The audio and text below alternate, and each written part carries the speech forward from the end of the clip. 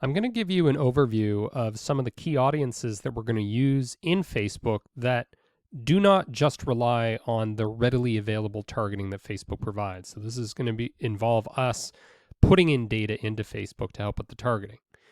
So normally we're here in the ad manager, but what we're going to do is we're going to go someplace else. So hit these three bars here. You could also hit the home button. And what we're going to do is instead of the ad manager, we're going to go into audiences.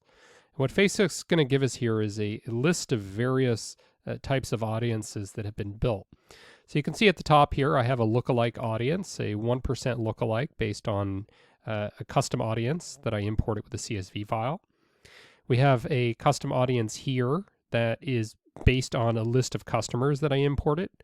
And then we have another custom audience, which is been built using Leadinforce, where I'm able to target people that liked a particular page on Facebook, something that Facebook natively no longer allows you to do. And you can see I have some other audiences here. I have people that engaged with my Facebook page, people that watched at least 10 seconds of my video, people who engaged with my Instagram page, people who engaged with my Facebook page, and so on. Some of these include people that completed videos. We have people that visited a particular website that I own. But what we're going to focus on first is these three. So I'm going to start with this one because it's going to be a very common type of campaign that you're going to run. So what it is a custom import of existing customers. So what I did was I downloaded an Excel file of the customers, and I had my executive assistant modify it for me. So I'm going to call out some of the most important headers. So even though I'm importing all of this information, there's only specific columns that are really going to matter and that I'm going to specify when I import into Facebook. So the FN column is the first name, the LN is the last name. That's going to be critical so we can uniquely identify those customers. We have the country, and note that the country is in a 2-letter format, which is what Facebook requires. Now, CT is the city. CT does not need to be in 2 letters, and neither does the state. However, it will accept states and provinces that are 2 letters. I just kept the full name here. And so that's going to be other critical information to identify the customers when we're trying to get a high match rate when we import this list into Facebook. Other information that is not mandatory is going to be things like the value of those customers, so the amount of revenue or the sales that they brought in.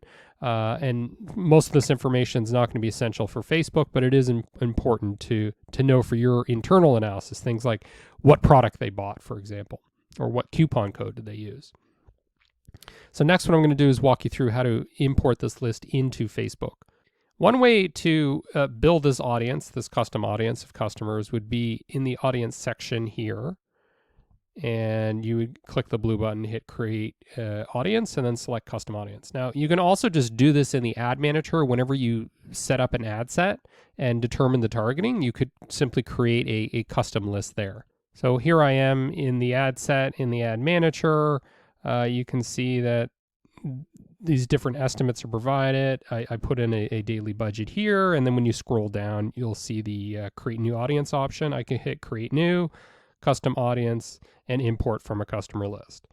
So for this demonstration, we'll just do it from within here. So create audience, custom audience. Now the source is going to be a customer list. That's where I'm getting the CSV file, so I'll hit next.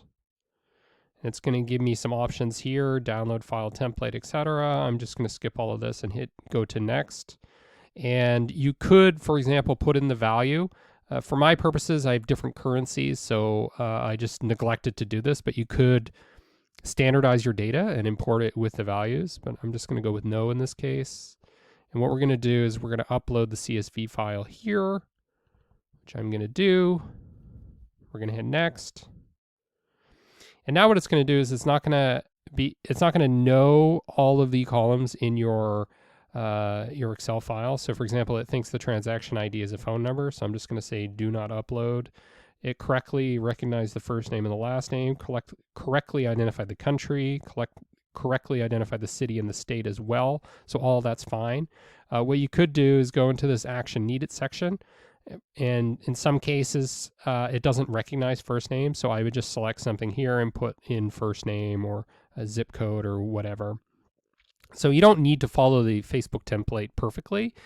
You can just see if it maps correctly, and if it doesn't, you just sort of manually go in and say, actually, this should be revenue or gender. Gender, for example, you might have typed in MALE for male, but Facebook just wants to capital M. So you would probably need to change your Excel file in a situation like that. So you can see that we got 5 of these matched. Now, in a lot of cases, what Facebook is going to say is you do not have enough unique identifiers. So you're going to have to go and try to get more information from your customers or from your customer relationship management system in order to get an appropriate match rate. So I would hit import and create. And then what Facebook is going to do is it's going to try to match the information in your Excel file with what exists out there in the Facebook ecosystem.